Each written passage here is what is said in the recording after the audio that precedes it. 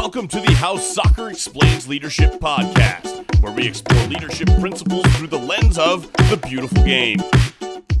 Welcome back to How Soccer Explains Leadership. Thanks a lot for your download. Thanks again for joining us. I absolutely love doing what I do. I love getting to interview amazing people on this podcast. I love getting to share those amazing people with you.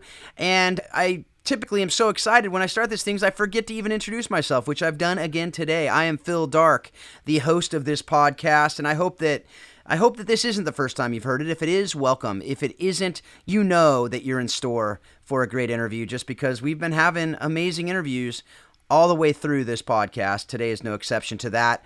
I have the opportunity to interview Lance Key. He is a veteran of the MLS. He has coached at Trinity University down in San Antonio. He was at the University of Texas for a short stint, and he is now at the University of Louisiana in Lafayette, Louisiana, the Ragin' Cajuns. I just love saying that, which I'm sure you will too. So if you haven't done so already, join the Facebook group. You know, that's really where we want to go deeper into our conversation with you. If you have any questions for me, you can email me, phil@howsoccerexplainsleadership.com.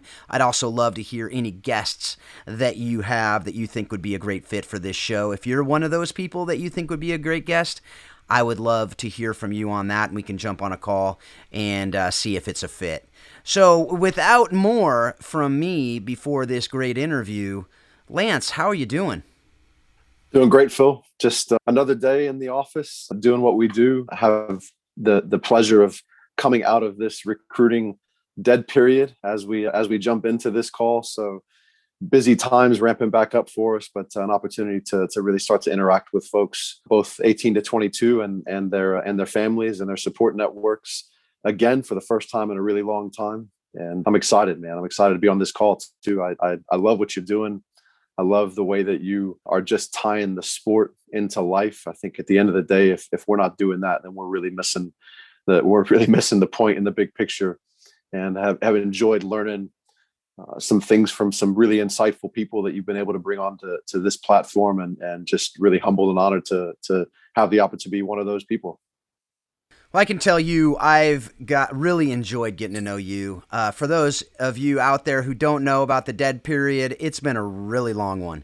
And so we are recording this on June 2nd, which is important because June 1st, yesterday, was the end of that dead period for Division I. So that's what Lance was referring to there, and I just can't even imagine. You're chomping at the bit to get going, and I'm sure that'll come up a little bit here too, just the impact of COVID on different programs, the impact of these different things in our lives, as you've learned in your career to overcome a lot of this stuff. And I just imagine the last year has been another example of overcoming adversity and different things in our lives. So before we get to that, if you have listened to this podcast before, you know that I love stories. You know that I love hearing how you got to where you are today. So can you share that with us, just particularly how you developed your passion for soccer and leadership, and just a bit about your journey? As you've told me, you've kind of overcome the odds throughout your career, through high school and in the MLS and college, and your coaching career as well. So can you share that with us, just a bit of your history? And again, if you want the full thing, just go on to his bio at the University of Louisiana website. You can check out a lot of the numbers and the stats and all that stuff. But right now, I just kind of want to get behind the scenes a little bit and just hear how you got to be where you are today. Yeah, if you go back to where it all started, kind of the most unlikely of scenarios, I grew up in a little town south of San Antonio, Texas, about an hour, a rural community, about 2,500 people. I think our nearest neighbor was a mile away. And so it was sand, which is, as I was growing up, not particularly conducive to developing a skill set to play soccer. Thankfully, though, it's been fun to watch beach soccer really start to evolve and to kind of tag onto the sport. But growing up, there wasn't a whole lot of beach soccer being played.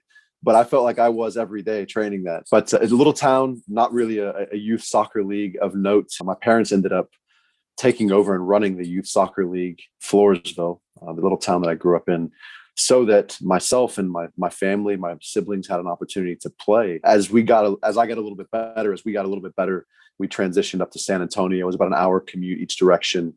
And so that was probably preteen, probably the 10, 11 time frame is when I shifted to go up to San Antonio, started playing there in the club environment, and really just had already fallen in love with the game. You know, my family all played it, so we spent every weekend at the park, and it was just a big part of who we were. Sports was a big part of who we were. Interestingly, though, is as large of a human being as my father is, I was never that person, never that body growing up, if you will. So if I fast forward to go into freshman year of high school, I checked in freshman year of high school about 4'10" and I think just around 90 pounds. So coming in as a freshman, trying to play varsity soccer and varsity anything at that point, that was a tough task. And I'd always been little my whole life. I was always grown up as kind of the little guy. And you know, I think in some ways developed a little bit of the little guy persona, little guy attitude, chip on my shoulder. I knew I had to fight and scrap for everything. I was the youngest of three kids. And so there was already a little bit of that in me anyway. Then compound that with being extraordinarily small and undersized. 16th birthday, Phil, I'm 5'2". I check in to get my driver's license, and sure enough, on my driver's license, 5'2". Now 17th birthday, I'm 5'10". Wow. And so that was an interesting year. Sure, I ran around a little bit like a baby wildebeest without a whole lot of coordination from 16 to 17. But even then, I was really still pretty undersized. I hadn't put on much muscle. I think I was 130 pounds, something like. Took that through my senior year. Wanted to go all over the country to play. I wanted to go to North Carolina or Wake Forest or University of Notre Dame, and had the opportunity to be seen by a lot of the people that were in decision-making roles at those programs. And the thing that just kept coming back to me is you're just undersized. You're just not big enough. And, you know, you can imagine I'd heard that once or a million times over the course of my childhood. So didn't deter me, but I had a person who had come into my life who had really tried to be a facilitator for me. That was the coach, the men's coach at Trinity University, named Paul McGinley. And he was literally facilitating my college search experience with not a whole lot to gain. And long story short, all the no's, you're too small. Did get an opportunity to go to an institution in the Midwest where I'd never really spent any time. But at the end of the day, I decided to go to Trinity, to stay local. My family was there. It was a way to stay close to my family. I had a really young nephew at the time who I was really close with. And it was an opportunity for me at that point in my life to try to look beyond my scope of just what is my path, but also look at the opportunity I had to be an influence in his life. And at that point, as a young man, either by luck or by intent, I don't know, but I ended up staying because I really cared about my relationship with him. And again, I don't know that I was necessarily mature enough to have consciously made that decision, knowing fully what the scope of that influence was going to be, but I did. And it was the best decision, one of the best decisions I've ever made, and certainly the best decision I think up to that point in my life, because I walked into a position where I had a male mentor that really cared about me, that really wanted to see me succeed. He promised me, as wild as this is, he promised me that my lifelong dream to that point of being a professional soccer player, that if I came and played for him, he would make sure that it happened. How he made that promise, how he felt confident in making that promise, I don't know. Maybe just a really good recruiting pitch, but I ended up going there, and I spent 4 years, a terrific 4 years. Got a great education, really challenged myself in the academic space, probably beyond where I really wanted to be challenged, but that's not necessarily a bad thing.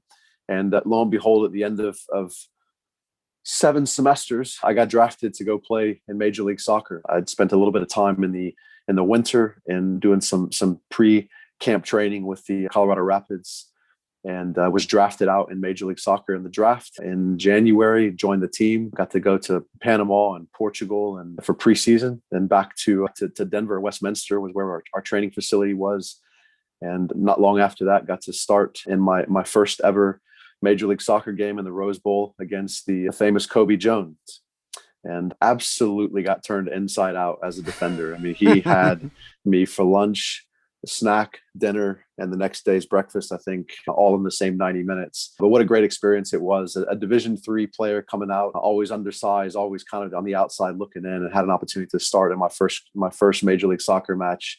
in the Rose Bowl, and Wow. got to play 2 seasons with the Colorado Rapids. Unfortunately, in June of my first season, I had a concussion that held me out for a couple of weeks.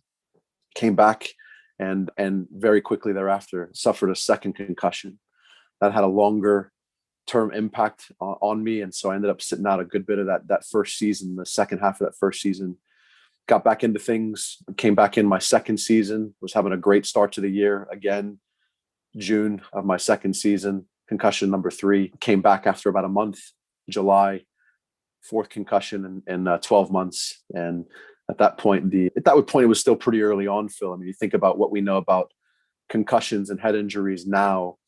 There's still, I think, a lot of questions, but you go back 20 years and there were just a lot more questions.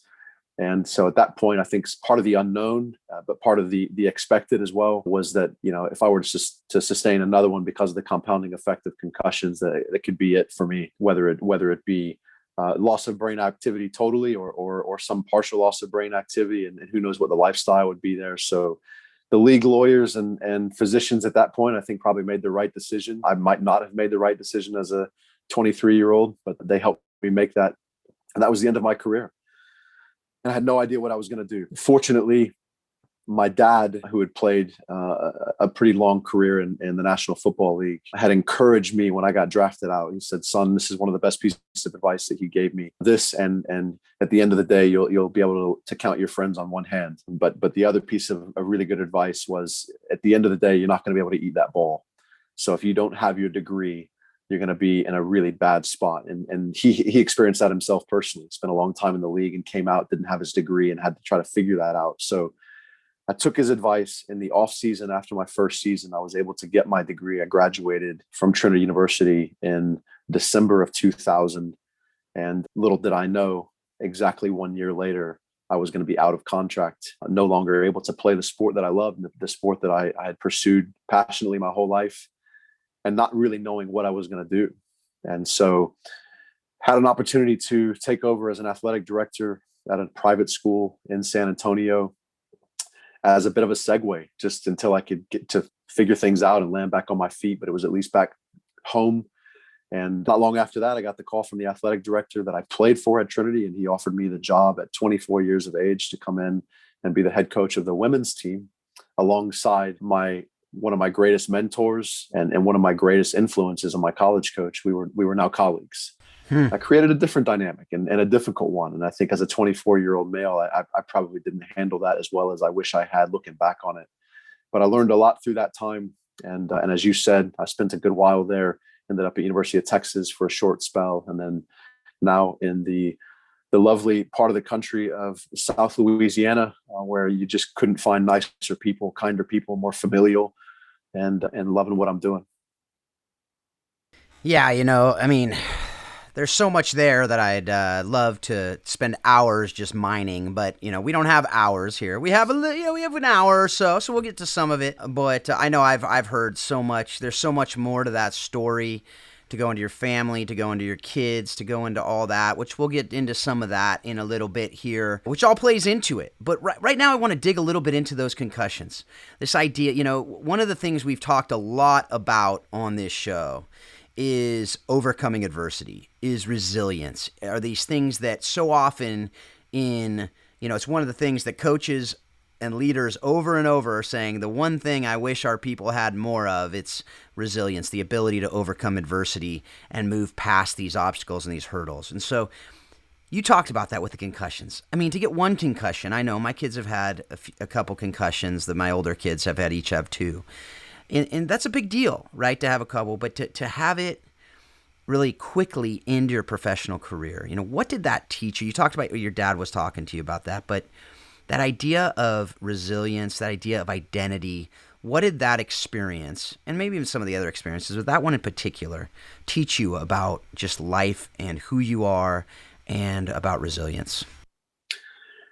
I think some of the major pieces that I would extract from that experience in my own personal life is one, life is hard. Things are going to come at us on a regular basis. I mean, you talked about COVID at the start of the show. When you think about what that introduced to our society and how complicated that's made things, and how it's presented us with something that none of us have ever experienced before.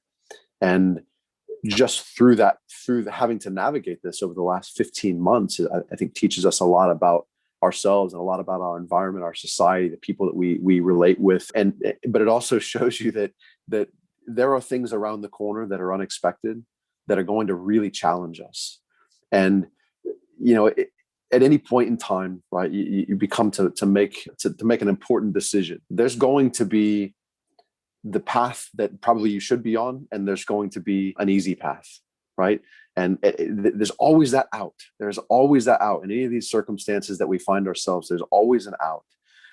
And I think one thing that I took out of it was, if I want to accomplish the things that I want to accomplish in life, I have to be able to identify with something beyond being a soccer player. I wanted to play my entire life. I wanted to play professionally. As I said, my dad played professionally. I grew up just passionately pursuing that professional career. As so many kids do, they look up to their parents and they look up to their mom and dad, and mom's a doctor or dad's a doctor, so I'm gonna be a doctor.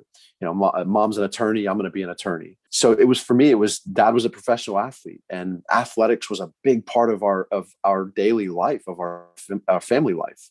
And so to me, as a little bitty guy, pursuing football was a tough ask, right? So I pursued the other football, and it's turned out okay, right? But when I got to that point, first of all, I think that the medical issues and dynamics and the post-concussive syndrome and all of those things that came with that, I really struggled with. It was a very difficult time. I think compound the medical elements that come along with that type of serious traumatic injury, but then compound that with the emotional component of this is what I've always wanted to do. And as a young person, I think sometimes we get so tied up into what we do that sometimes we forget that that's not necessarily who we are, right? We're created as human beings, not as human doings. But oftentimes we get so consumed by our human doing that we forget about our human being. And so I had a couple of choices, right? I could lay in bed, and I had migraine headaches, to the count of 4 to 5 a week, where I was debilitated in bed with no lights on and no sound, and just trying to hide from any type of sensory engagement because of the pain that it caused. But then there was also this part that was going on in my heart, and I feel like I could have just laid in bed and maybe wouldn't have made it through that, quite frankly. But something inside of me, and at the time, I don't know that I fully was able to engage with it, because there was a lot of things I was experiencing that I don't know that I had the maturity for. And I'd been through that before, in my spiritual walk, coming into a phase of life and really being really excited about it, and then having some adversity come my way and not knowing how to deal with it, and sort of losing my path. So I've had to correct my path before.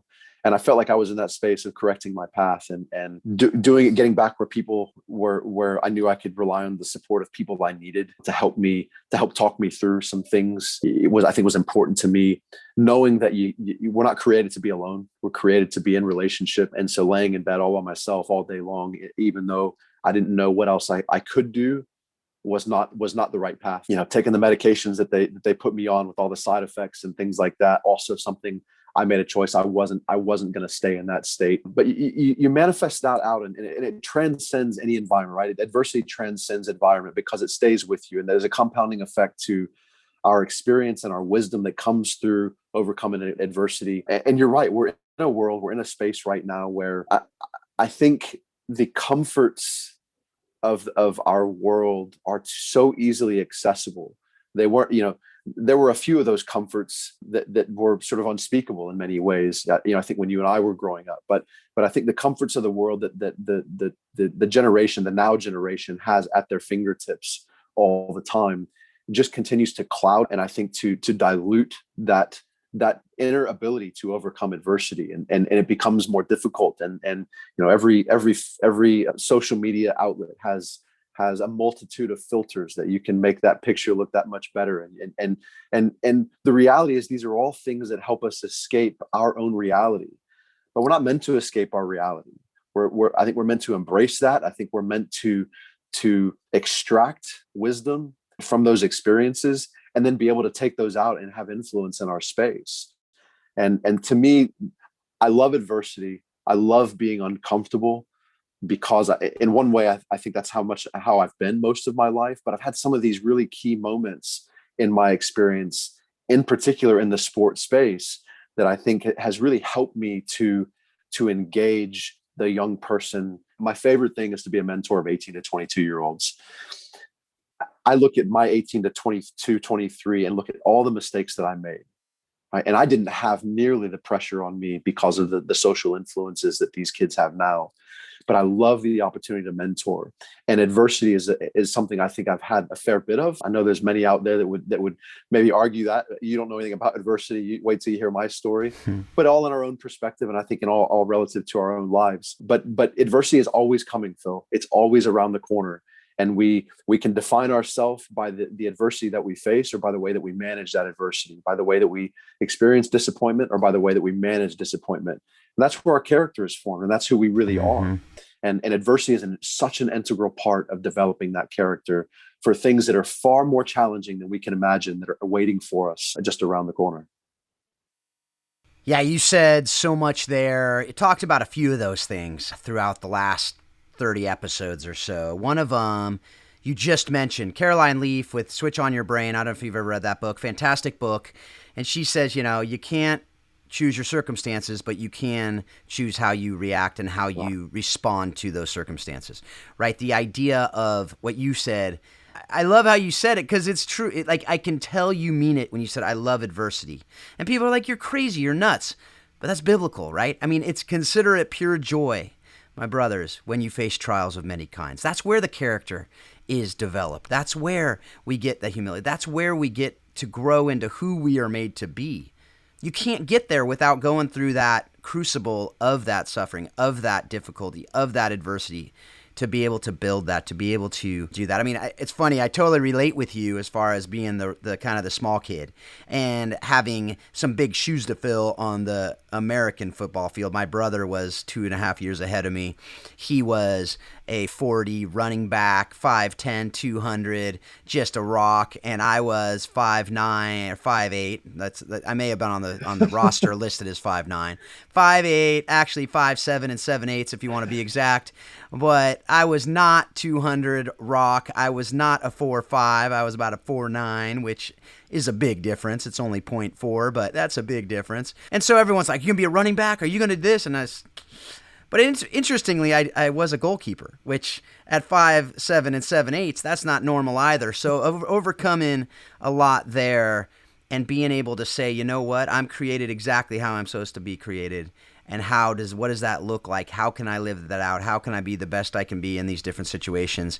And I clearly have seen that with you, and just a little I've gotten to know you. I love hearing when you say that, you mean it, right? It's that other verse, rejoice in the Lord always. And again, I say rejoice, right? Like this idea of, I don't care what's going on. There's things to be joyful about. There's things to rejoice about. And sometimes is that perspective of what's around the corner. How am I going to respond to this? How am I growing here? What can I learn from this? These are all things that I heard in that answer that you just gave, and I love that. And you alluded to something else that I want to jump into a little bit, which is your personal why and your life purpose. And you mentioned that it's really you feel that your call is to mentor 18 to 22-year-olds. You've also talked to me about how that's getting more and more difficult. And I just wanted you to talk a little bit about that why you believe you exist, and how that plays out in your coaching, in your marriage, in your parenting, other areas of life, and what that looks like and how you're able to navigate that. Because I think a lot of people don't think about it too much, but then also maybe aren't seeing how it does apply to every area of their life.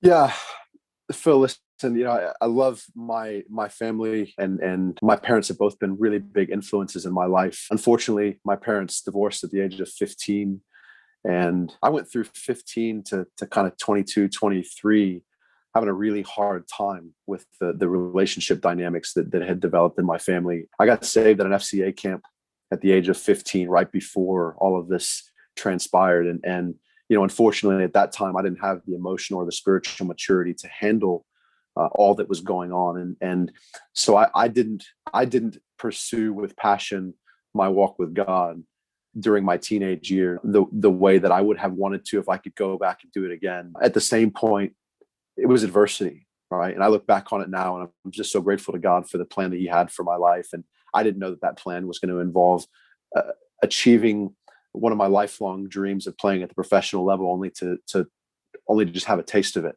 before I transitioned into something else.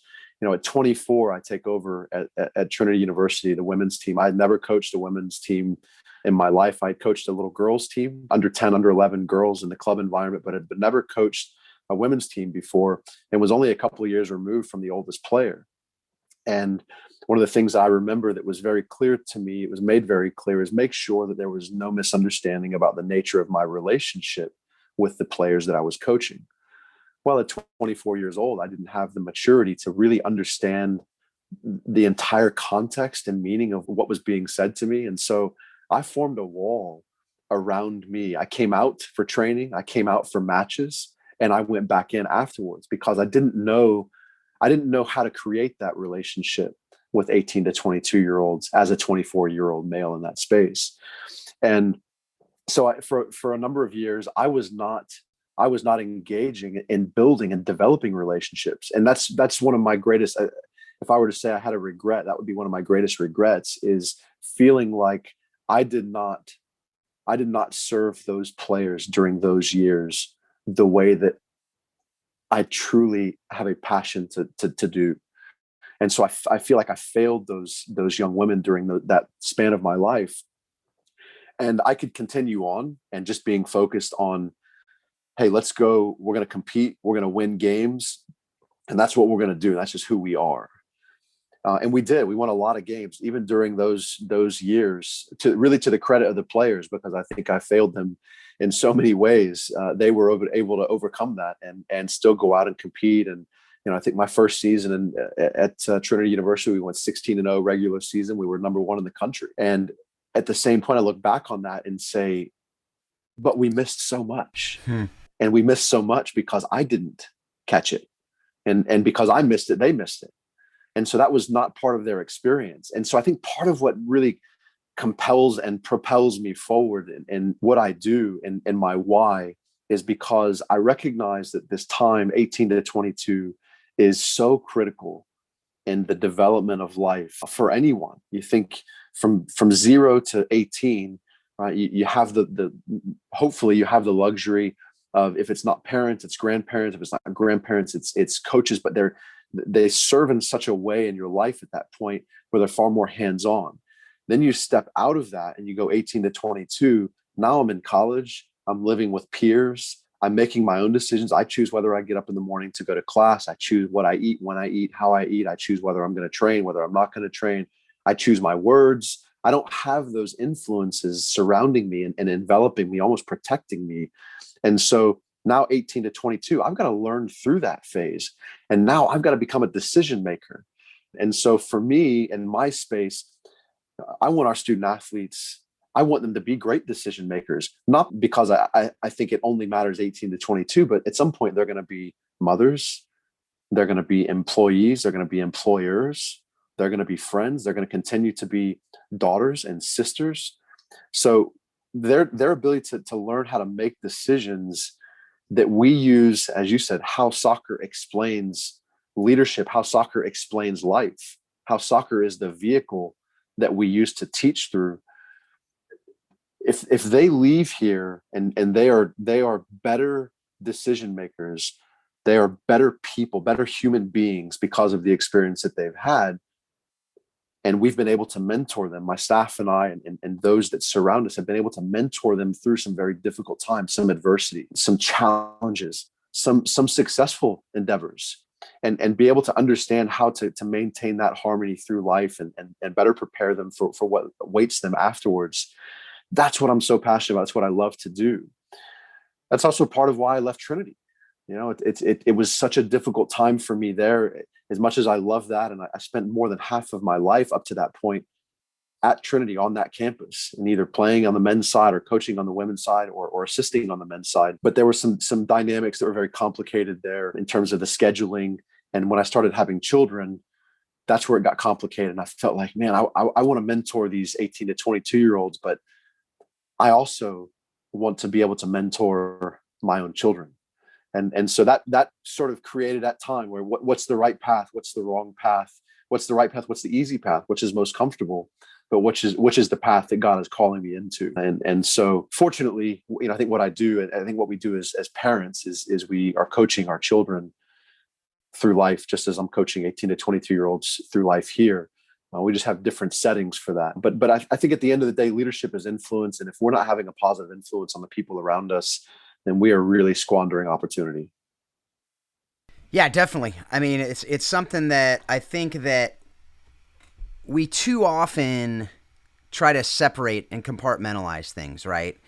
And when we do that, I think it's easier to just neglect some of the responsibilities and some of the things that we are stewards over, right? And we're stewards over these lives. So I see that in that answer, folks. If you didn't really listen to that and really hear that what Lance was talking about in that last answer, go back and listen to it, because in that it's exactly why we do this show, because there's so much in not only what he said, but also how he said it. So the vulnerability that you shared in that, just to say, look, I blew it really in the first few years.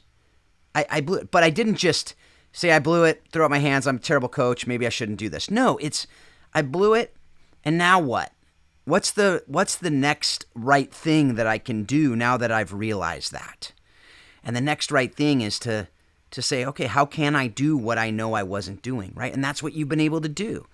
And I've seen that just in that last answer and the other conversations we had. And one of the other things you've talked about, and you alluded to it again in that last answer, in that last conversation we just had there, this idea of, your family, right? And so often, this is why how soccer explains leadership. It's not just the game, but it's everything that goes around the game. Everything that goes along with the game, that we often neglect other things. As you said, you neglected the relationships because you wanted wins, and you didn't want to negatively do things. And I get it. You're 24 with 22-year-old girls like that. There's a lot there that could go sideways, right? And so I get it, but it's not necessarily what you're created to do, what you're meant to do, and what that position has the potential to do. As I've said, we as coaches have privilege to be able to impact lives. It's a responsibility. I see it. It's a stewardship over their lives, right? But you also have your family, as you just said, and you alluded to it. And you told me a story of a time, really your wife was spending a year praying you out of soccer, praying you out of coaching, right? And your daughter had a question that she asked you. Can you just share that question that she talked to you about and how that really impacted you? And also how you've lived since then, how you've been able to take those things and now incorporate them into what you're doing at Louisiana in the way you're coaching and also the way you're living at home and engaging with your family since then. Absolutely. I think I'll have to pick that up in a few different pieces, and you may have to prod me if I miss out on one of them by the end of it. But, family it's so important to me. And as I said, there was some great family dynamics for me in my household growing up, and there was some not so great family dynamics. And I love my mother, I love my father, and I'm grateful for the influence they had on my life. I think the mentorship piece when I got to college and the relationship that my college coach, that he began to initiate by trying to help me go to a university, to an institution of higher ed, when I wanted to go everywhere but where he was. And that unselfishness and that willingness to just be a servant in that space, and to say, I'm just going to help this young man. It may not do anything for me, but I'm just going to help this young man. That was a great example to me of mentorship and service, because he really stood to get nothing out of it. And in the end, it was the relationship that he built with me. It was his care, his authentic investment in me that made such an impact. And that was probably one of the first really recognizable mentor-mentee relationships that I had up to that point in my life. And I think that's where my passion for mentorship probably really started, and recognizing that wherever we are in life, we have a platform. And that platform, from that platform, we're going to have influence. And what we do with that influence from that platform, it's critical. Somebody is relying on it. They're desperate for it. They're in such need of it, whether we recognize it or not. And so that ties in the mentorship piece to this next phase. What I didn't have, and I told you at 15, I was saved at an FCA camp at Schreiner University in Kerrville, Texas, about 6 rows deep on the far left side of the auditorium. I remember exactly the moment. I remember being overcome by the presence of God in my life and just absolutely beside myself in the tears that I cannot even explain to someone if they've never been through that experience. And if you haven't, you really should try it because the presence of God is unlike anything else that you will ever experience. But losing my way with that. Fast forwarding a number of years, it really took me re-engaging in my faith and really recognizing that being a good person is by my own standard it's not what it's all about. You talked about I could have said coaching's not for me, right? I look at the other way. I could have said, hey, I got this all figured out. Mm-hmm. Young ladies, you just need to do what I'm telling you to do, and we're going to continue to win games, and we're going to continue to be number one in the country and in the national tournament and competing for championships. But that would have been wrong of me. That would have been as wrong as stepping away from the game, because God created me for certain things, and he gave me passions for certain things, and he's taken me along these paths. And although I might have made some decisions that have taken me wayward, he's made sure I've hit the checkpoints that I need to hit. And so understanding that mentor-mentee relationship, having a passion for the game, understanding adversity, I think has positioned me, and I take all those experiences forward with me. So my wife comes into the equation. I'm very fortunate the influence that my wife has had on me in my adult years, and her family as well. She's a PK. She's a pastor's kid. She grew up in Johannesburg, South Africa, and she grew up on the front row of church every week of her life. They came to the United States at the age of 19, and I have the great fortune and blessing to have encountered her about 10 years later. I think I probably have to do the math on that. I think it's about 10 years. So through a story that we won't have time on this one, so you may have to have me back. If nothing else, Phil, you and I will have a follow-up conversation, and I'll give you the backstory on how we met. But that's going to carry us into the 2 to 3 hour frame here, which we don't have time for. But she can pray the roof off a building. She loves God, and her living example for me and for our children is tremendous, and I think really helps to ground me as an ultra competitive person. She doesn't come from a sport background. She comes from the church background. She's grown to love sport and love soccer. Although, as you said, she was trying to pray me out of it. So why was my wife trying to pray me out of the game? Well, we had gone through some time where as we started to have our family, my oldest child was around about 3. And at that point in time, as I mentioned, I'm at Trinity, and the schedule is really difficult to manage because of the course offerings. You're either training early in the morning or pretty late in the afternoon, if not evening. So, 6 to 8 a.m. training session in the morning, or a 5 to 7 or 6 to 8 session in the evening. But with young kids, they're going to bed early. They're up and off, but they're not up and off at 4:30 in the morning if I'm out the door by then. So I'm missing a lot of time with my wife and with my child at that point, my oldest child. And for the first couple of years, she's not articulating that. She doesn't know how to word that, doesn't know how to phrase that. And so it doesn't really resonate as fully with me until she starts to, and I'm going to use my words here, but basically saying, Daddy, what about me? I don't see you in the morning. I don't see you in the evening. We don't have dinner together. In her own way of expressing that. And it really made me take a step back. And I said to my wife, I said, how can I go to work every day with a passion to mentor 18 to 22-year-olds if the example that I'm setting for them is one of an absentee father, of a man who's placed his job over and his professional passion over his family and his personal passion?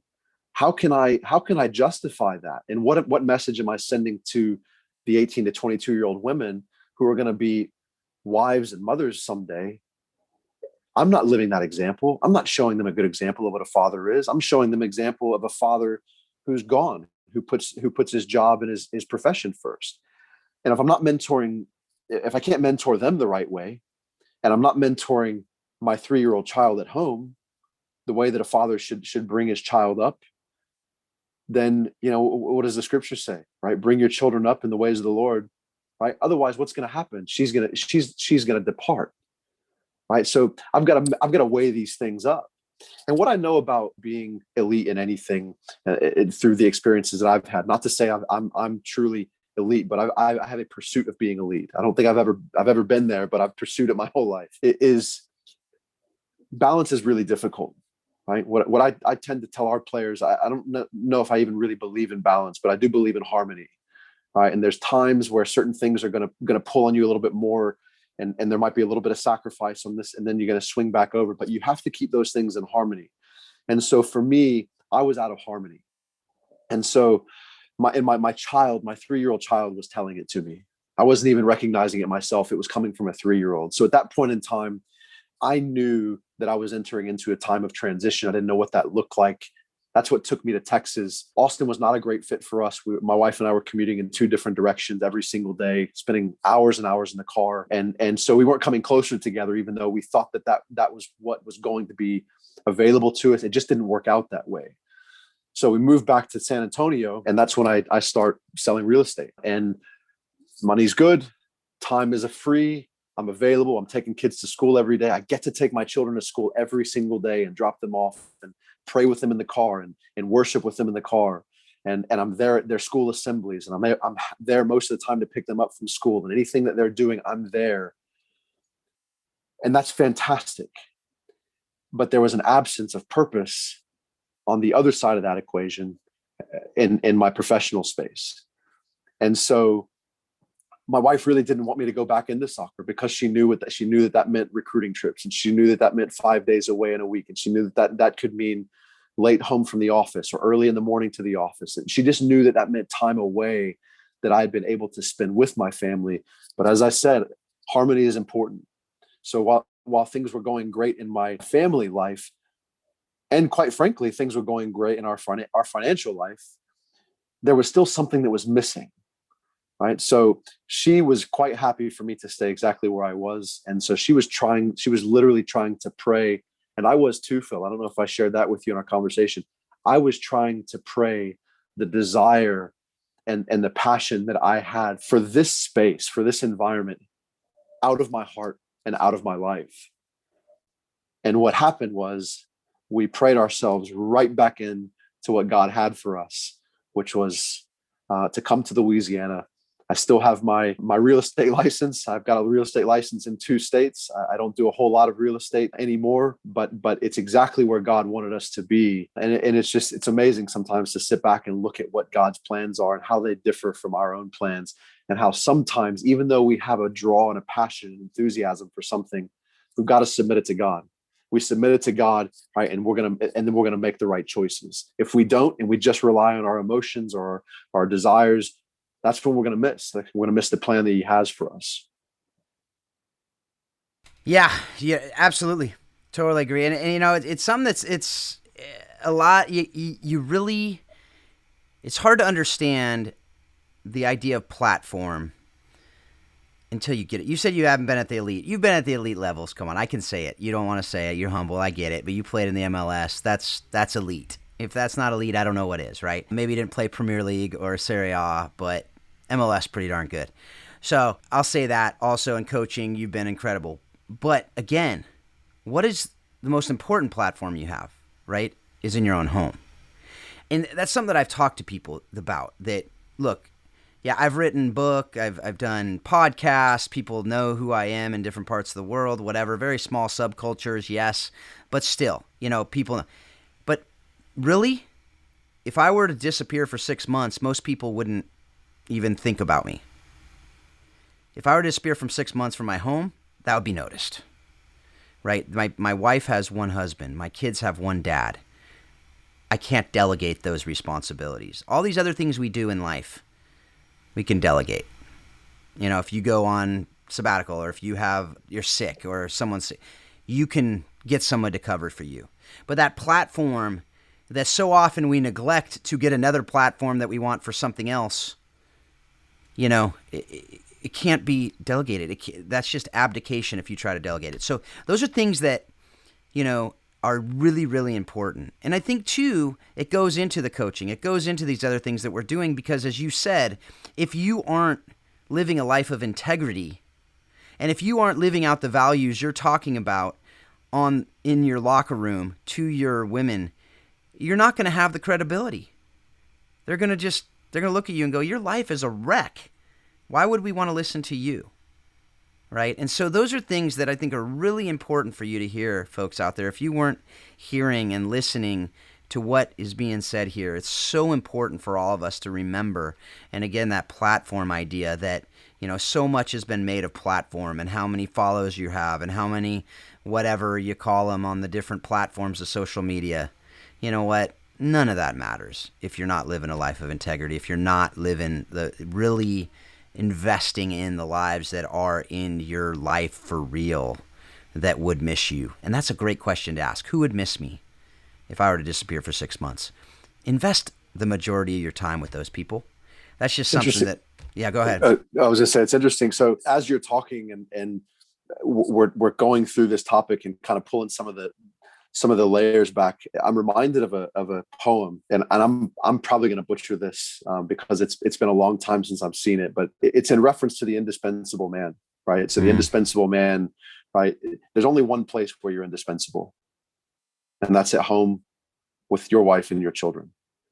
As you said, every other space that we're in, every professional endeavor that we take on, any other thing that we do, there's always a replacement. Somebody can be hired in a week, and then there's new leadership in that organization and they move on.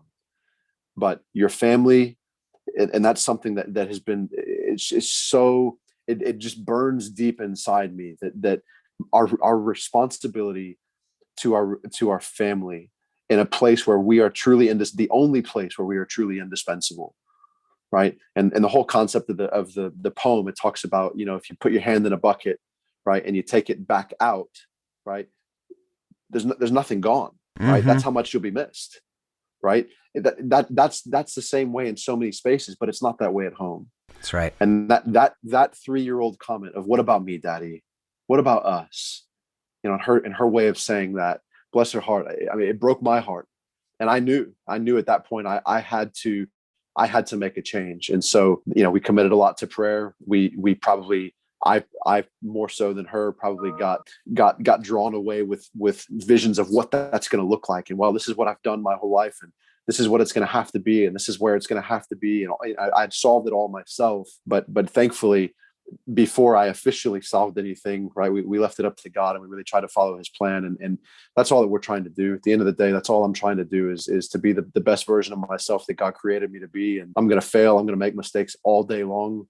And, I think one of the things I've learned through all the mistakes that I've made is that one of the most powerful words in the English dictionary and the English language is sorry. The ability to apologize. I've done my best to try to apologize to those players. We talked about those players in my early years, to try to apologize to them in whatever way that I can, to say, I'm sorry. I wish I had done better for you. I wish I was mature enough to understand the mistakes that I was making, but I'm so grateful. And I've continued to make mistakes, right? I'm after I really had that aha moment, I'm like, this is not about winning matches, right? This is about winning in life. It's as we say here, if we're champions in life, we'll be champions in our game, right? So, and it takes a champion to win championships, right? And so our lifestyle, a lifestyle of a champion.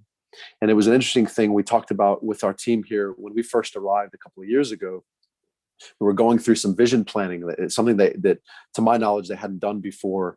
And we had some international players. And so to them, when you say champion, that's holding the trophy. That's hoisting the trophy. But for us, in the context of what we were talking about, it was being a champion in who we are as human beings, being a champion in the decisions that we make and the relationships that we keep and invest in, and being a champion in our own discipline, our own self-discipline, how we prepare ourselves to get up each day, how we posture ourselves.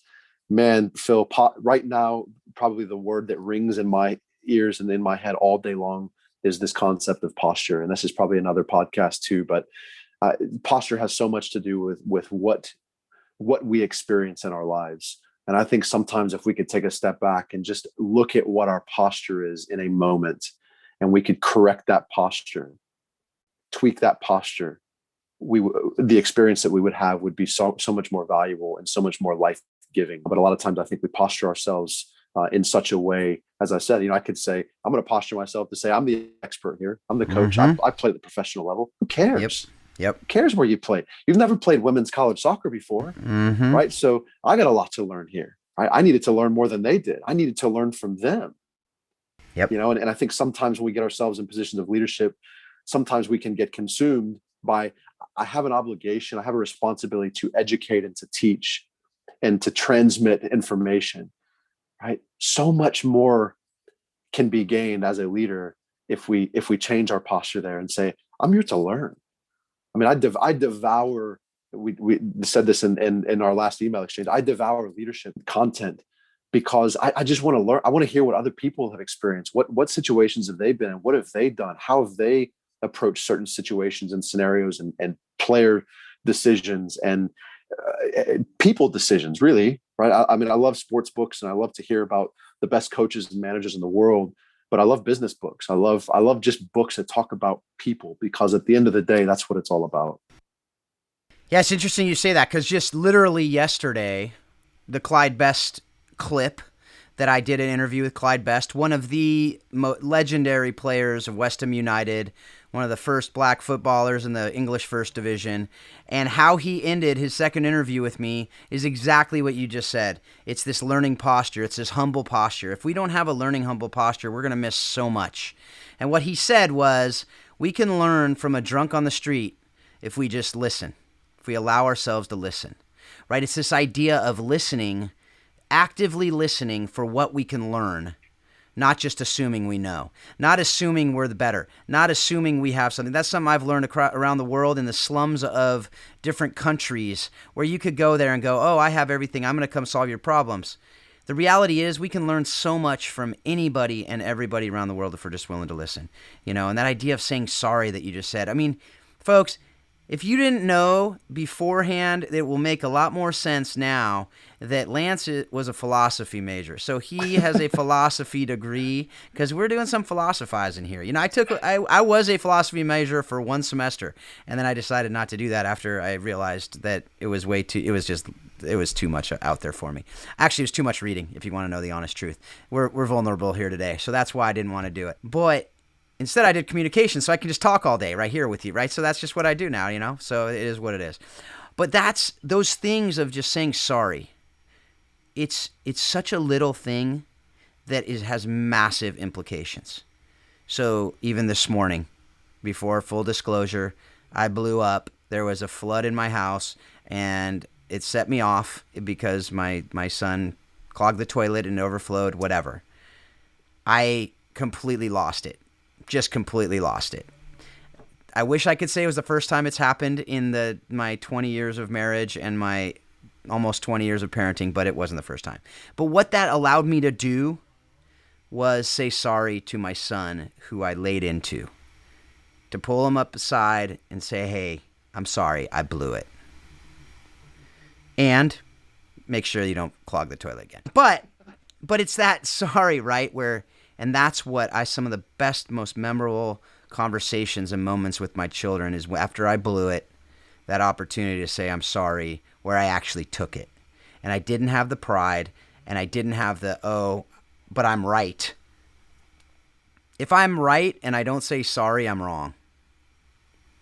So we could go on and on about that. There's so much more we could talk about there, but unfortunately, we do have a time we need to finish here in a little bit. So I want to talk about a few more things that we could talk about any one of these things for hours and hours, but we'll consider it the speed round, and we'll still take a little bit of time on it, but I'm just going to call it the speed round, so then both of us will have that in our head as we're talking about Let's do it. But all right, so really we talked a little bit about the idea of creating, communicating, and reinforcing values in the soccer program programs that you've been able to lead. What does that look like? Why is it so important, first of all? I mean, you talked about vision framing, you talked about all of that, you talked about champion and the different meanings of these terms. So to create, communicate, reinforce, and how does that help us? What does that teach us about life? I mean, I think it teaches, it's exactly what life is. I mean, we're relating to people in a space where we're meant to have like ambitions and like focus. We don't all have like experiences coming into that. Some experiences may be comparable, but it requires this.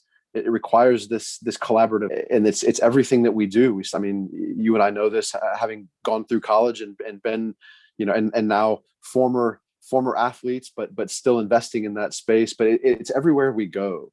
And, I really don't think that soccer, I loved what I know, Coach Close, I was listening to that podcast as well, and just took so much away. What a wealth of wisdom and insight she was in that interview. And so I hope that she's back on, because I enjoyed listening to her, what she had to share. But as a basketball coach, right, obviously a soccer fan, but she's saying the same things.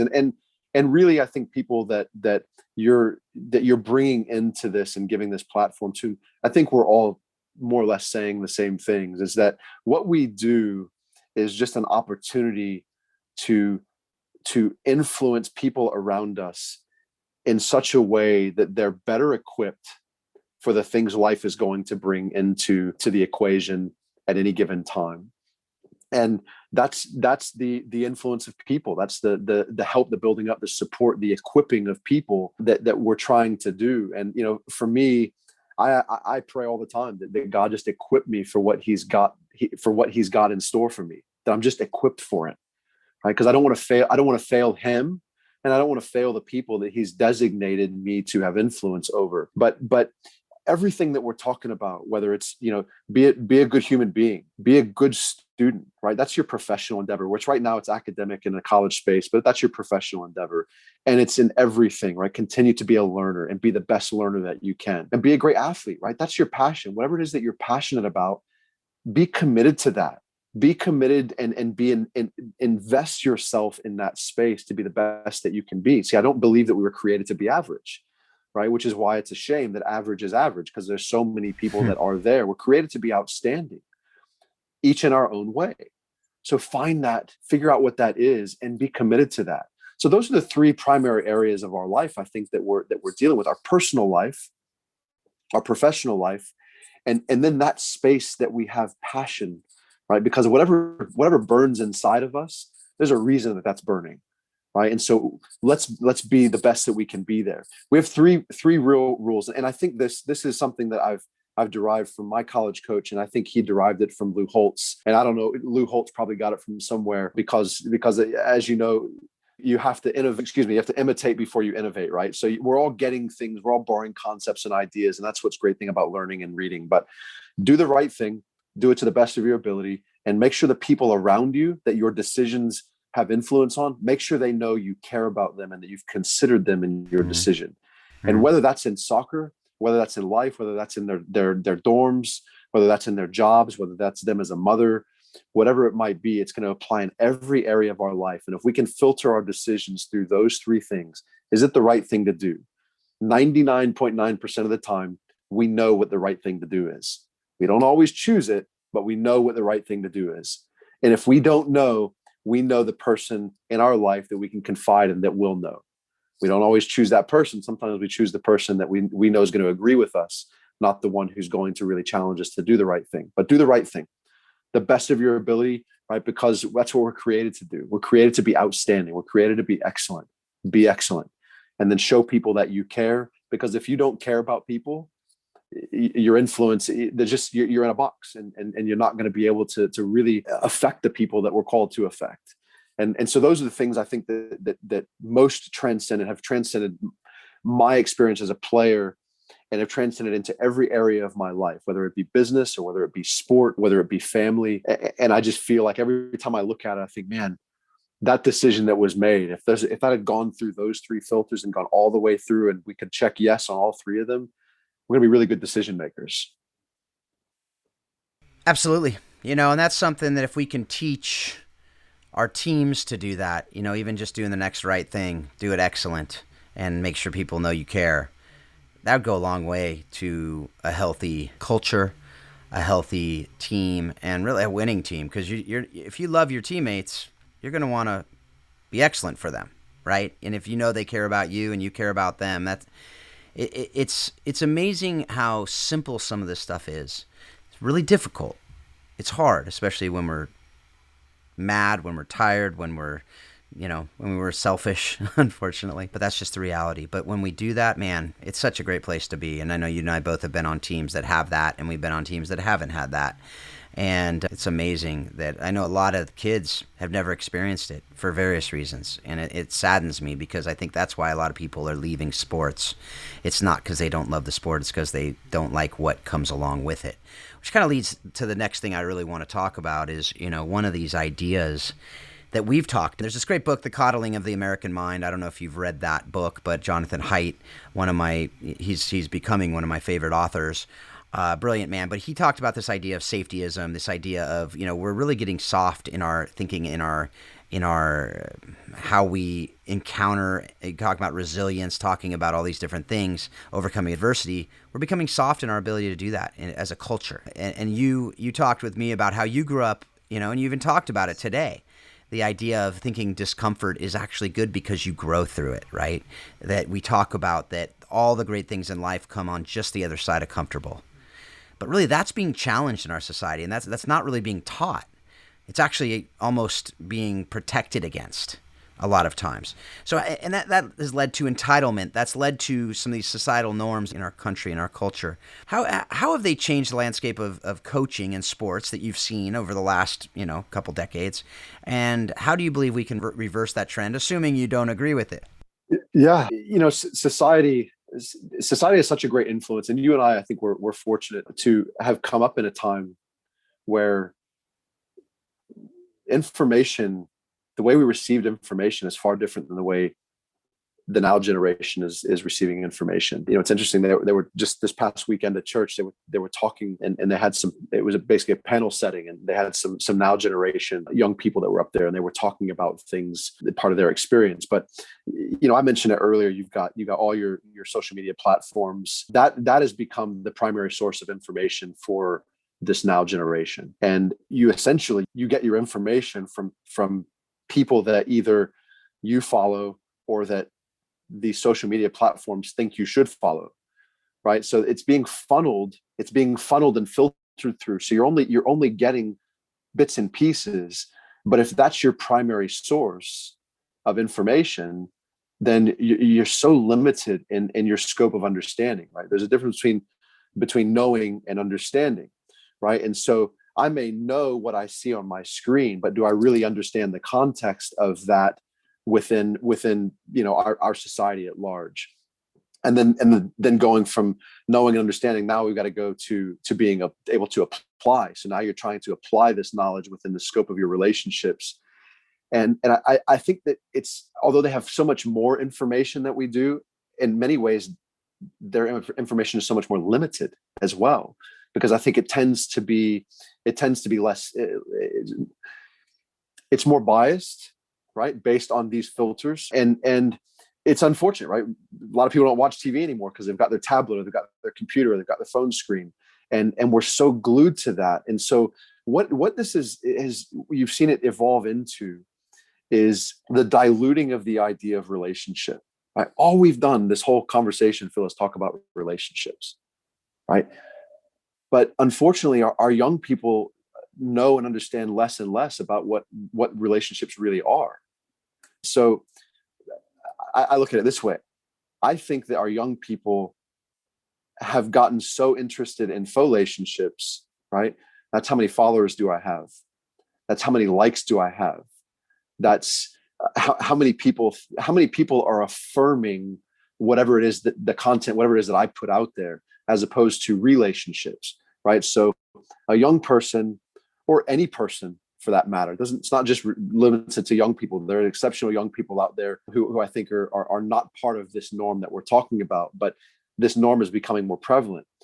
At the same point, we have a society of people who by and large is looking for affirmation of whatever it is that they feel is important. And so what happens is that's measured by followers. That's measured by likes. It's do anything you can to go viral, right? As opposed, and so that, how does that transcend into our actual relationships? Well, now something that I feel, if I take it to somebody who I know is a follower of mine, I know they're going to like my message. I need to take something that's of significance to someone who may not be a follower of mine, but who is a mentor of mine, someone who may not like my message, who may say, listen, I understand what it is that you're saying. I understand how you feel. However, this is the right path. This is what needs to be done in the situation. But that's not what we're doing as a society. We're just trying, it's all, our media is about viewers. Everything is about the number of people that you can get to engage in your message. I was talking to some parents today about this. People are not particularly interested in conveying the reality. They're interested in conveying what might be popular. And leadership is not always popular. Reality, truth is not always popular. My pastor recently shared this statement, and this is one I'm going to be sharing a lot. I think, while I'm very interested in your feelings, I'm far more interested in your future. And I think right now we're in a feeling society. But as leaders, we have a responsibility and an opportunity, I would say, even to understand the feelings of those that we're leading, and help them contextualize those to allow them to move forward towards the future that they have available to them. Mm-hmm. And I think sometimes we stop at the feelings and we lose sight of the future. Yeah, the idea of entitlement, to that point, it actually stifles our growth. To say, I deserve this even though I haven't earned it, or I deserve it because I am whatever, you name the whatever, that fill in the blank, you're not going to work for it. You're not going to go the extra mile. You're not going to do all these things that we've always said are critical to character, are critical to development. You're not going back to adversity. You're going to hit that wall and you're going to go, who's going to help me? Where's the ladder? Someone bring me a ladder. Rather than, how can I figure out how to do this? How can I go through this and work through it? And who can help me? Yes. And finding people to help and to have those teams, and the importance of having that, rather than I deserve something without really being able. And that goes to feelings too, right? That feeling that comes of I deserve this is really that. It's not based in logic. It's not based in rational thought a lot of the time. It's just based in what we've been told, what we see, what we see on social media, which is, like you said, the faux relationships, whatever. I don't know. You said it better than I just did. I started saying something and it started going sideways there real quick. So I'm not going to try to say it again. But those ideas are so important, though, what you just talked about, just really understanding what is real and what are we created to do and how can we do that and what does it take to work to get there. It's not going to be just something that's going to feel good all the time. It's going to be tough. We're going to hit barriers. We're going to hit issues. And how do we work through those? That's what shows the character. And that's what our jobs are as coaches, right? I mean, that's what we're here to do as leaders in anything, whether it's coaches, whether it's leaders of organizations, whether it's us as parents, whatever we are leading, whoever we are leading, that is our role. That is our job, is to help our people to flourish. The only way you're going to flourish is to push past these discomforts that are helping us to build us. It's kind of that crucible that we talked about to go through to strengthen us. All right. A couple more questions. Questions we always ask. Were you going to say something else? Okay. No. All right, cool. All right. So what lesson have you learned directly from the game of soccer that you've used in your life and leadership, in your marriage and parenting? I might have to go back to what I said earlier. Life is hard. Yeah. And life is hard, but you're capable. Right. We're capable of getting out on the other side of it. Surround yourself with people who have like values, who are going to stand with you through the good times and through the bad times. and who are going to challenge you to be an overcomer, who are going to challenge you to be your best. Find people that will speak truth to you. I think to pick up a little bit on what you were just saying, we're in a consumer society, right? So everyone's buying something. One of the big things we try to do when we're recruiting, whether recruiting staff or recruiting players, is not to sell them on anything. I don't want anyone to get here and think, man, I bought a bill here, and this is not what I was expecting. I want them to know exactly what they're signing up for, because I want them to know the truth of this environment, the expectations of this environment, the accountability that comes with it. And at the end of the day, they'll be accountable, not even to me. They're going to be accountable to the agreement that we have, that this is how we're going to operate. But we're in a consumer society where everyone's taught to buy things. This is one of my pet peeves, is when people in leadership roles talk about buying in. I don't want anyone to buy anything from me. I just want you to be committed. And if this is not the right space for you, if this is not the right opportunity or environment, that's okay. I'm not for everyone. You talked earlier about being the right fit. We talk about the right fit all the time.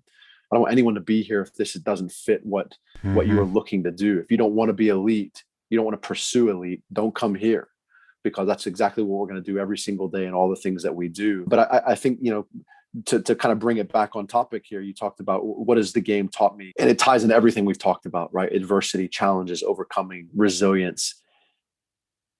Life, you wake up in the morning, there's things around the corner, there's things within that day that you aren't expecting that are going to really challenge you. Sometimes they're going to challenge you physically, emotionally, spiritually. You're going to be challenged. We have to expect those things, but we also have to make sure that we're doing the best job that we can leading up to them, to prepare ourselves and to ensure that we can navigate through that. And that's the relationships and the things that we talked about. So I don't know, man. I think that's probably has to be it. And that's just been, again, that's just part of my experience and what I've had. Yeah, that's good. That's good. I mean, looking back at your career, that's a great lesson from the game that clearly has been learned, and a lot of us do learn that through the sport that we love. But to be able to teach that with real life examples to all those that you're leading is critical. So, all right, last question. And I know you could go on for hours and hours on this, so I'm going to limit you to 3, and then you can give me more later, and we can put on the show notes so you can look like this well-read man, which you actually are. So, but what have you read, listened to, or watched that has most impacted your thinking on how soccer explains life and leadership? 3? Well, you can go more. All right. I don't want you to go on all day. Yeah, 3-ish. Exactly. There's a great book, Michael Jordan, I Can't Accept Not Trying. And for me, I think, as for all the reasons I've said, being the little bitty guy, being the third of 3 siblings, I don't know any different than giving my best. And I think he just does a great job, and a really, really easy read, and really for anyone of any age and any space. Was recommended a book during a really trying time in my life, going back a handful of years ago, part of this transition and what is life going to look like for me. A book called All In, pastor out of, I believe, a church in the DC area. I believe it's Mark Batterson. I might have to double check that, but I think that's it. Very impactful book for me. I reread it every year. And then from there, man, there's so many. I love John Wooden's stuff. I love Tony Dungy's stuff. I'm a big John. If John Gordon's written it, I've probably read it. So, all 3 of those, I think in a certain space of leadership literature, there's just a lot of really quality content from those guys and their experiences. And then, because I'm a soccer guy, I like to read the stories of managers and some of the top leagues in the world. I take some insight from them and the experiences that they had. And, sometimes I think, man, if it worked for them in their space, it's got to work for us. So, yeah, absolutely. And part of that All In piece, it's a very spiritual based book that fed me in a time when I was starving. And, obviously coming straight out of the scripture. So, I think the word of God is the most powerful thing that we can read. And there's all the things that we need are right there. If only we would read it more, myself included. But that's got to make the short list. I agree with that. And I know you could go on and on with books, because last time we talked, you just had a stack on your desk that you just showed to me the different books there. So I can attest to the fact. I think you had Jurgen Klopp's book there and a couple others there on with the managers. So, that goes back to what I've said many times. Leaders are readers, leaders are learners. So if you're not reading, if you're not listening to stuff, obviously this podcast is something you're going to learn a lot from, because we do have some amazing people on this. Lance, you're no exception to that. So I appreciate you. I appreciate your life. I appreciate just the friendship that we've already built, and I'm excited to continue it over the years. And so I just look forward to continuing our conversation. Thanks for being here today to share your wisdom, share what God's done in and through your life with our audience. Phil, listen, I think I've got to turn it back to you. I appreciate you saying those things, and I appreciate, being part of the lineup of folks that you've interviewed. I quite frankly, I thought I've got no business being part of this group with some of the accomplishments and some of the leaders that you've had on. So I'm very grateful. I feel very fortunate to have had the opportunity to share. But I think what you are doing needs some attention as well, not just in this podcast, but what you're doing across the world to impact people. We talked about platform earlier on, and I think you've taken and created and built upon platforms that have not only allowed you to have tremendous influence across so many people, but using that to allow others like myself to be able to share insight and experiences. And, I think at the end of the day, our hope, and I would say the same is probably true for you, our hope is just to have the most positive impact we can on the people around us. At the end of the day, that's what I want most for my players, is just them to leave better people and more equipped and more prepared because of things that they experience within our program, and to know that they're loved and because we're loved, right? Our Creator loves us very much and loves us in such a unique way. But it really is an honor to be on your podcast, and thank you for reaching out and engaging me. As you said, that sometimes you connect so well with people that you hardly know, and this is certainly one of those moments where I'm just grateful that we've been led into each other's lives, and I appreciate very much what you're doing, and look forward to continuing to support and cast your message out everywhere I can. Well, thank you so much. I mean, that's extremely humbling. As you said, I do everything I do because I love to help others to flourish and to make good things better. And so that's something that I like I said, I'm humbled. Thank you for those words. Very much appreciate it. And folks out there, these aren't just words. This is why we're doing this, is to help you flourish, help others that flourish. So if you think this is going to help somebody else, share it with them.